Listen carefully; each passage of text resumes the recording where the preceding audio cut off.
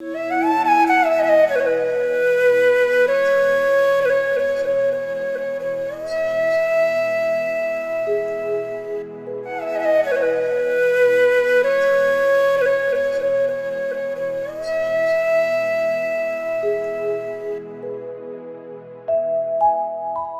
है वो खास करके हमारे जो निरोध सत्य को सम्मिलित किए हुए धर्म रत्न का अभ्यास करके और जितने भी हमारे अंदर निरोध के ज्ञान उत्पन्न हुए हैं, तो भगवान बुद्ध ने भी उसी प्रकार से संघ के अंदर ज्ञान पैदा हुआ है और उन्होंने दिया है।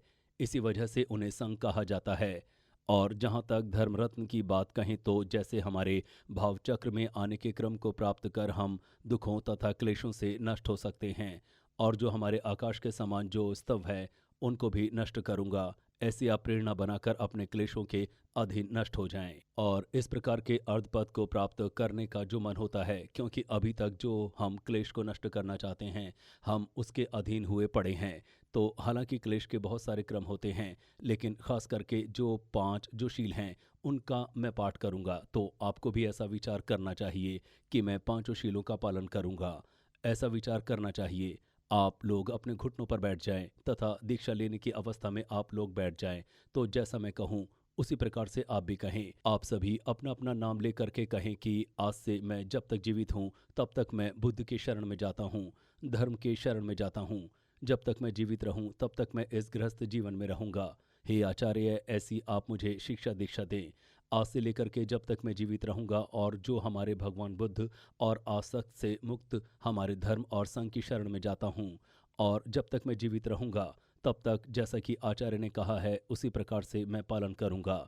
तीसरी बार जब मैं ऐसा बोलेंगे कि मैं गृहस्थ का संभार या दीक्षा में प्राप्त करता हूं, तो आप लोगों जो दीक्षा प्राप्त हो जाएगी, जिन्होंने दीक्षा प्राप्त कर ली, उन्हें विचार करना चाहिए कि हमारे अंदर जो दीक्षा है वो बार बार बढ़ती रहे। और आचार्य जी अपना नाम बताएं। मैं आज से जब तक जीवित हूँ और भगवान बुद्ध की शरण में जाता हूँ, तो आपको दीक्षा के 5 शील प्राप्त हुए, तो आपको विचार करना चाहिए वो भगवान बुद्ध के समक्ष दीक्षाओं को प्राप्त किया है। तो जिस प्रकार से पूर्व के आचार्यों ने भी प्राप्त किया है, मैं भी उसका अभ्यास उसी तरह से करूंगा। और तंत्र का अभ्यास करने के लिए बौद्ध चित्त नहीं होगा, तो आपके अंदर कितना भी तंत्र का अभ्यास क्यों ना हो, तो उसका सहयोग नहीं हो सकता है। इसलिए बौद्ध चित्त उत्पाद बहुत ही ज़रूरी है। तो बौद्ध चित्त का संभार है वो लास्ट में दिया जाएगा। और जो तंत्र को जानने के लिए हमारे सामने कई प्रकार की चीज़ें हमें आवश्यक होती हैं। तो ये जो हमारा शरीर है, ये जो हमारा काय है, वो भी सामान्य रूप से न मान करके कि ये जो शरीर है वो भगवान बुद्ध के जैसा है। और अभी जो हमें शरीर भी प्राप्त है वो शाश्वत है, वो बुद्ध की भूमि तक नहीं कहा जा सकता है। अर्थात इस शरीर के द्वारा बुद्धत्व को प्राप्त करना संभव नहीं होगा। लेकिन फिर भी अगर बुद्ध को प्राप्त करने का हमारा सबसे सूक्ष्म चित्त ही जाग सकता है, तो इसमें 3 कायों की व्याख्या लिखी जाती है: धर्म काय, संभोग काय और निर्वाण काय। धर्म काय और संभोग काय को प्राप्त करने के लिए स्वभाव से स्पष्ट होना चाहिए। निश्चित रूप से जो हमारे स्वभाव काय या धर्म काय प्राप्त होंगे, तो 2 प्रकार से विविध किया जाता है। तो धीरे धीरे जो भी हमारी बुराइयां हैं वो नष्ट होकर के निश्चित रूप से हमारी शून्यता स्वभाव काय के रूप में परिवर्तित हो जाती हैं। तो ऐसा नहीं है कि वो क्लेशों से युक्त रहे हों, ये भी स्वभाव से सिद्ध नहीं होते हैं। और इस प्रकार से जो हमारे स्वभाव काय, ज्ञान काय और संभोग काय निर्माण कार्य हैं, और इनको प्राप्त करने के लिए हमारे आधार के रूप में एक स्वभाव काय ही होते हैं। तो जो लामा गुरु रहे हैं वो भी इसकी व्याख्या को कहते हैं कि जो सूक्ष्म चित्त है, तो यही जो हमारे ज्ञान काय हैं उसको प्राप्त करते हैं। तो हालांकि परीक्षण के समय कहा जाए कि ये तो नित्य या परमानेंट कहा जाता है, तंत्र के अनुसार इसको एक सूक्ष्म चित्त के रूप में देखा जाता है। तो भगवान बुद्ध के भाव में बौद्धत्व प्राप्त कराने ले जाती है, तो वो स्वभाव काय को नहीं मानते हैं। तो कहते हैं कि अगर कोई स्वभाव काय होगा तो नित्य नहीं होगा, ऐसा तंत्र के अनुसार व्याख्या की जाती है। तो इसके अतिरिक्त हमारे जो संभोग काय हैं, उनके बाद जो हमारे निर्वाण काय हैं, उनकी व्याख्या की जा सकती है।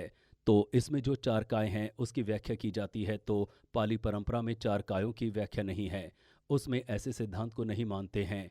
तो किस प्रकार से हमारे फल काय हैं उनको प्राप्त करने के लिए जो हमारे मूल काय हैं, और वो भी जो हमारे मूल उपदान रूपी जो हेतु हैं, वो भी एक परिपूर्ण होना चाहिए। जैसा कि पूर्व में कहा कि तो सबसे पहले जो अधर्म काय है शून्य के रूप में है, उसके साथ साथ उसके बीज हेतु चाहे मंत्र का हो या जो भी चीज़ें हों और जो शरीर का है उसको प्राप्त करना, इसके क्रम और इनको प्राप्त करने के लिए जैसा कि कल कहा था जब कल्याण मित्र के बारे में व्याख्या की गई, तो उस समय मैंने कहा था कि जो भी वास्तव में अपने अनुभव के द्वारा ही ज्ञान को प्राप्त करने के लिए, तो वो भी विभिन्न चीज़ों पर निर्भर होकर करके ही संभव होता है।